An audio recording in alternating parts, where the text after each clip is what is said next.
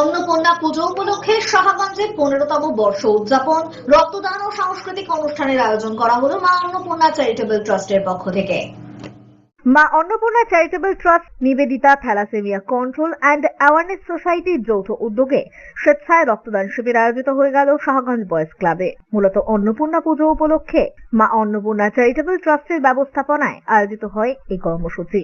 এবারে 15 বছর উদযাপন উপলক্ষে পুজোর পাশাপাশি রয়েছে সাংস্কৃতিক অনুষ্ঠান। সাহাগঞ্জ আজাদ হিন্দ ময়দানে এদিনের এই কর্মসূচি আয়োজিত হয়।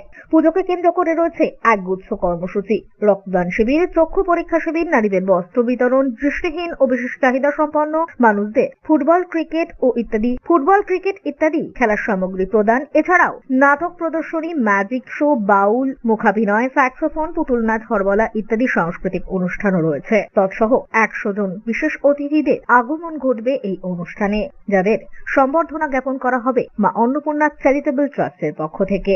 আমরা দীর্ঘ 15 বছর ধরে আমরা মা অন্নপূর্ণা পুজো করে আসছি এবং তার সঙ্গে আমরা 16টা জেলা থেকে 100 জন অতিথি যারা স্ট্রাগল করে জীবন যুদ্ধে জড়িয়েছে, কেউ নাচ, কেউ গান, কেউ লেখাপড়া, কেউ জিমন্যাস্টিক, কেউ যোগা, কেউ নাটক, কেউ দৃষ্টিহীন, এরমভাবে 16টা জেলা বয়েজ ক্লাবের মাঠে চলছে অনুষ্ঠানগুলো। হ্যাঁ বলুন।